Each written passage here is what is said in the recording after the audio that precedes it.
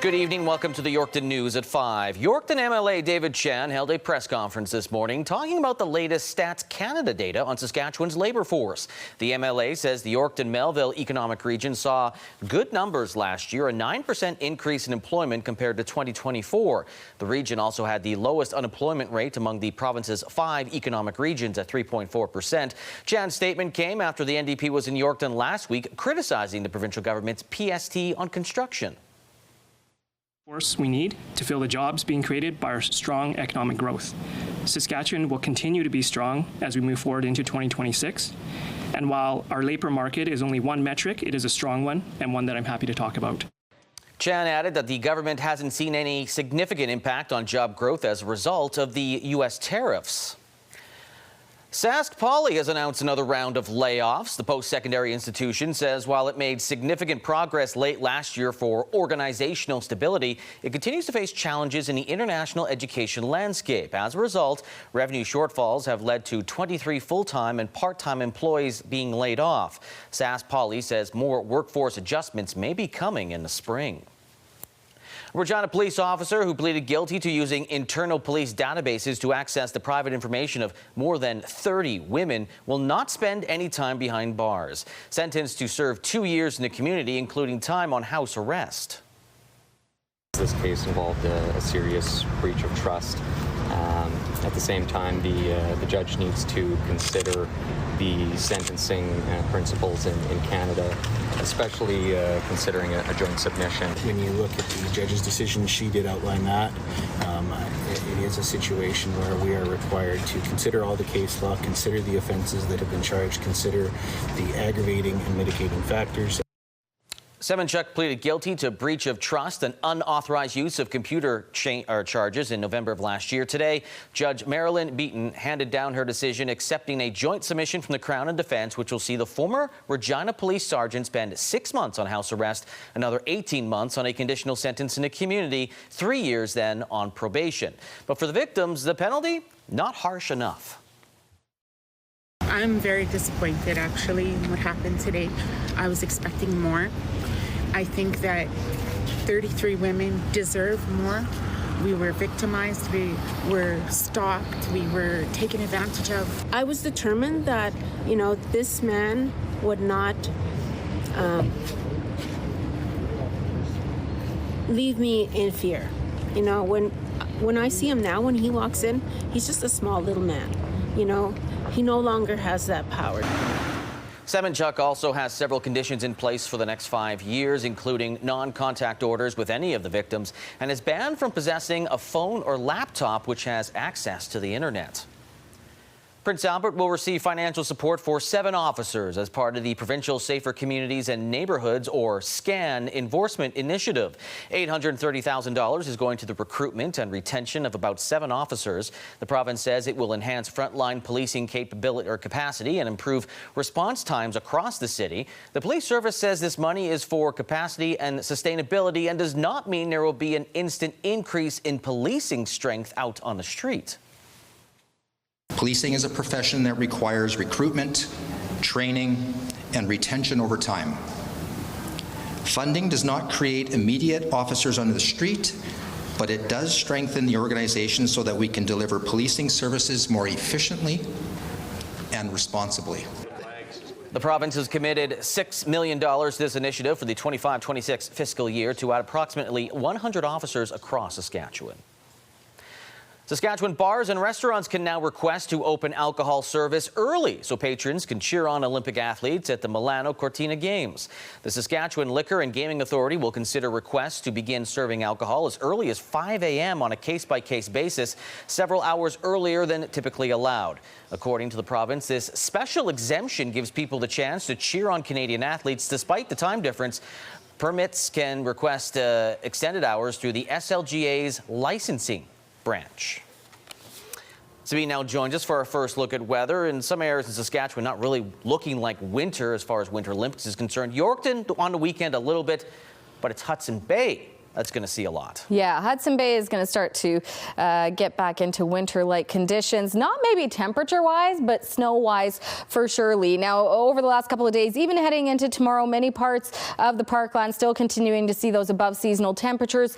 Yorkton and surrounding areas for this time of year, a daytime high, average daytime high is about -9. Even today, we did not see temperatures like that. They were much warmer than the -9, and the lows are usually about -21. Tonight, our low in the Yorkton area is -8, warming to -1 with a mix of sun and cloud. Now, heading into Sunday, there will be a little bit of a shift from just a mix of sun and cloud because there is a system bringing with it a lot of snow, freezing rain, and it does look like Hudson Bay will receive the bulk of it, especially in the parkland. But I will have more details coming up in your full forecast. Lee?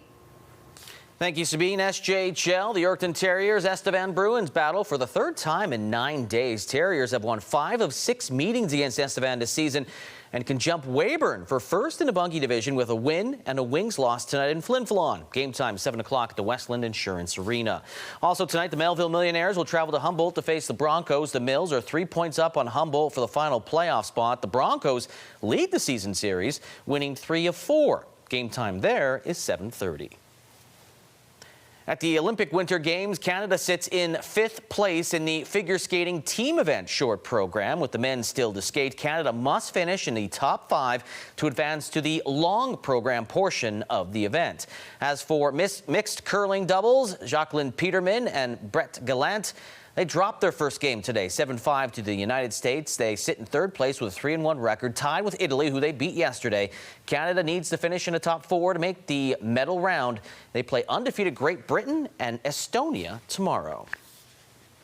Well, Frost Festival in Regina officially kicked off on Friday, and for the first time, it will span over consecutive weekends. The SGI Chalet at the Sports Cage Lounge inside Mosaic Stadium will feature a mechanical snowboard, which will give attendees a chance to test out their balance.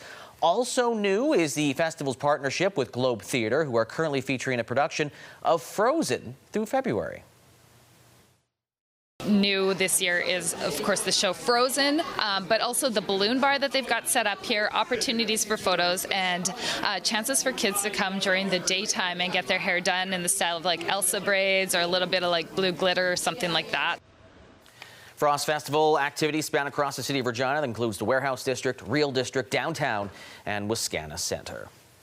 And the Saskatchewan Rough Riders have announced where the Grey Cup will be to start their Grey Cup tour. It's going to begin in Humboldt tomorrow at the Broncos game. Then it will go to Nipawin on Sunday for the Mixed Doubles Provincials. On Monday, it'll be in Melfort, Prince Albert, and James Smith Cree Nation. Saskatoon, Regina, Weyburn, North Battleford, and Meadow Lake will also get a visit in the next few weeks. For the full list of the more recent ones that are going to happen, head to the Riders website, riderville.com. Well, City of Yorkton might see a little bit of snow, nothing compared to what Hudson Bay is going to get. The full weather forecast coming up right after the break.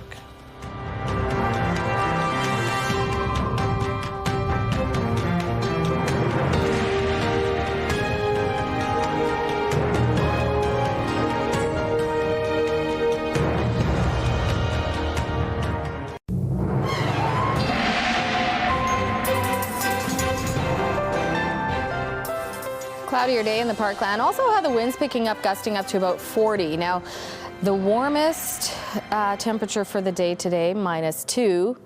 That was around 1 a.m. And then we saw the temperature getting back into that seasonal range, which we did see hovering around about -8, -9 for most of the day. But there is a warm up returning, and that is into tomorrow. So taking a look at Saskatchewan over the last few hours, early in the morning, we did see this band of precipitation coming in from Alberta, primarily looking at snow. There is more on the way, but if we really focus into what the parkland saw this morning anyway, mostly cloudy conditions, as most of Saskatchewan was dealing with, and that continues as we head into this evening.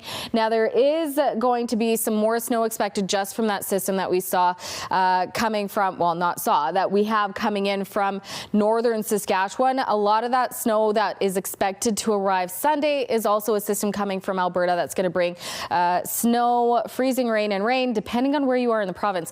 I don't have an updated look for the Yorkton map right now, but it is arriving Sunday Saturday afternoon. And again, we're going to see mostly rain coming into the Saskatoon area. Just on top of the rain, we've got some freezing rain that will clip through parts of possibly into the parkland, but it is primarily the snow, similar to how this system is clipping through the Hudson Bay area. That's going to bring more snow coming into the Hudson Bay area on Sunday. And you're going to see that because I have our snowfall totals showing as well coming up in just a second. But in terms of what's to come for Saturday, not a whole lot. We're going to continue to see cloud cover heading into the parkland for Saturday, but still possibly some peaks of sunshine throughout the day. Now, this is a quick look at what we've got going on. So between now and to Saturday morning, up to about 2 centimeters for the Hudson Bay area.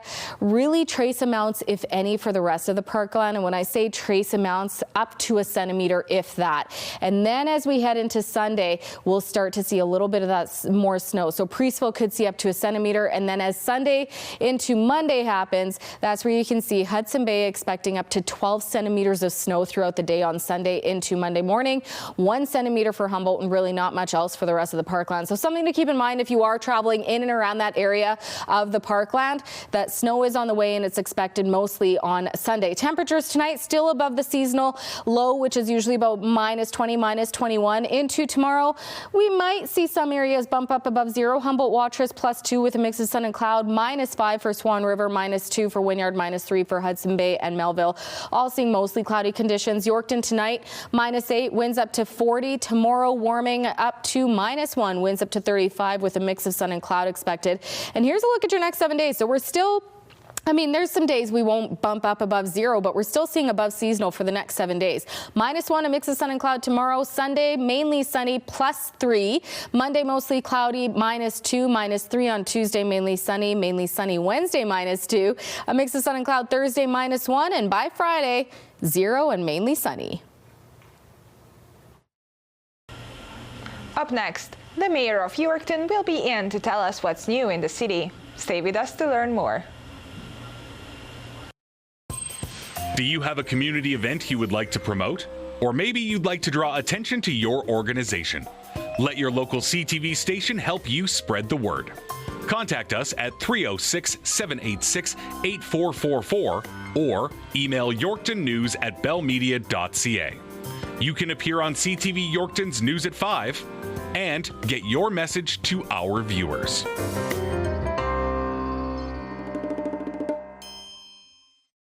Our community brought to you by Key Auto Group. Experience clear and simple car buying online all the time.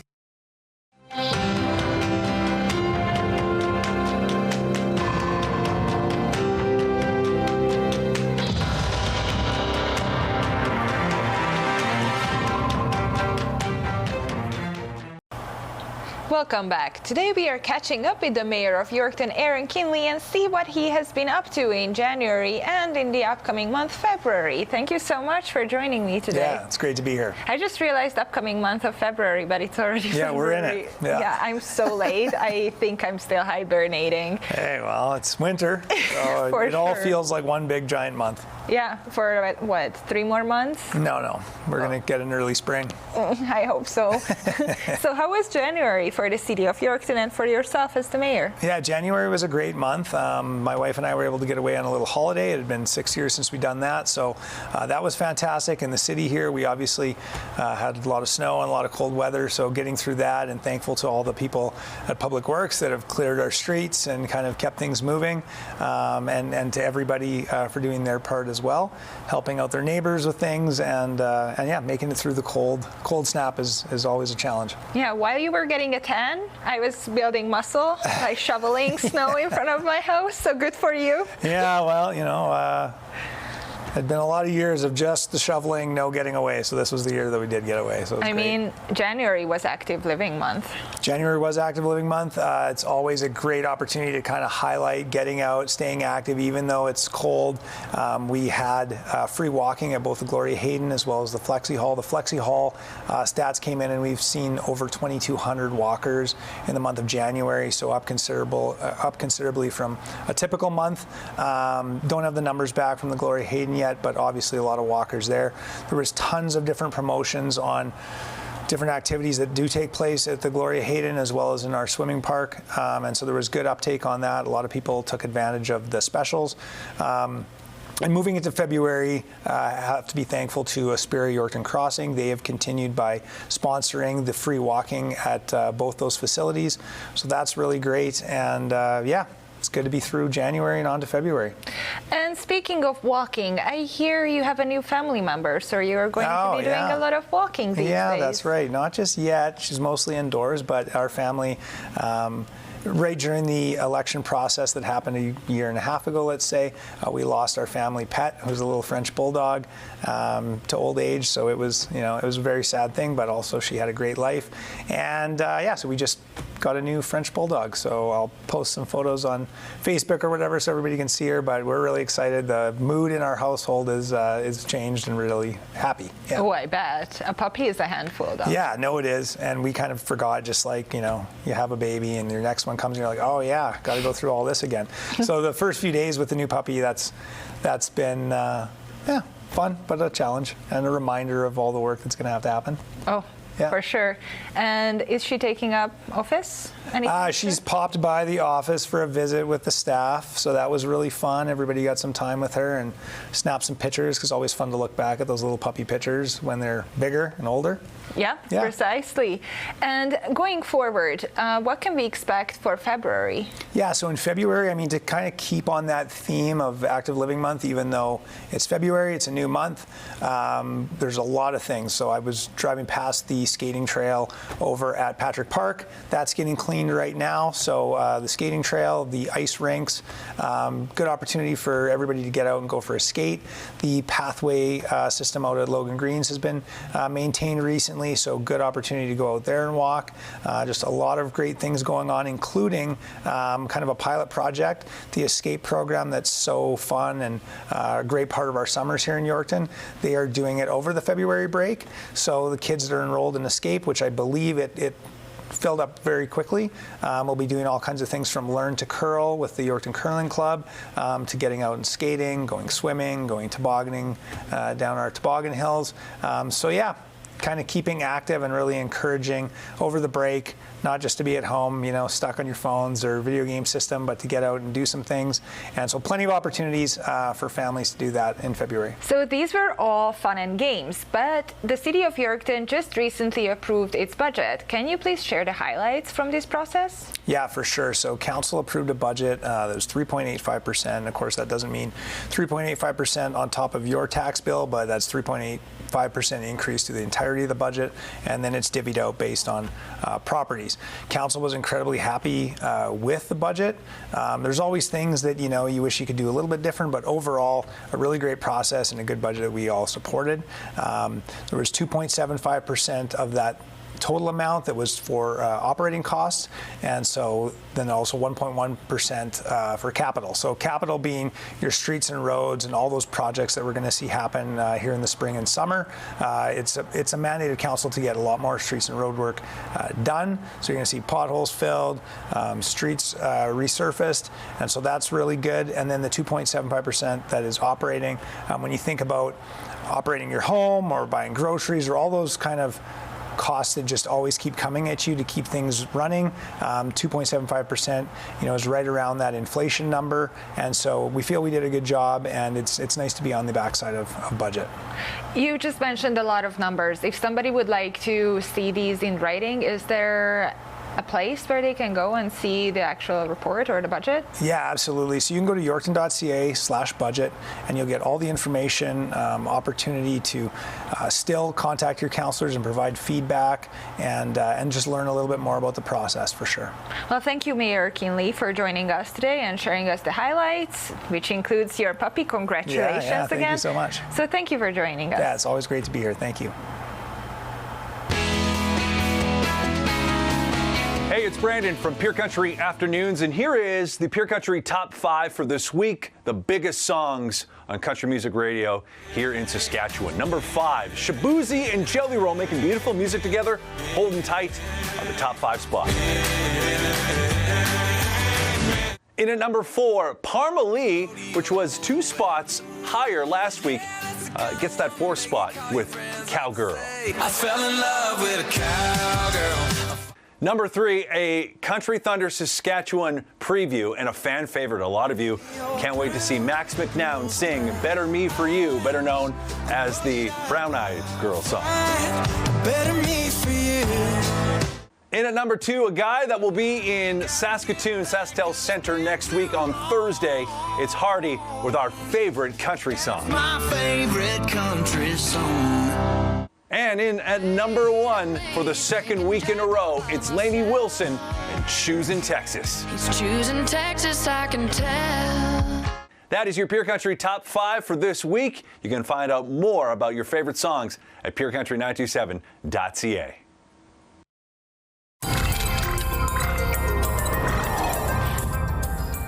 Cancer impacts many of us, and one organization is hoping to receive a few more volunteers for a special driving service. Wheels of Hope is a service that brings patients in and out of treatment in Regina and Saskatoon. While there are 10 drivers in each city, the organization is looking for a little extra help. It's hard to find transportation sometimes if you don't drive, if you don't have a vehicle.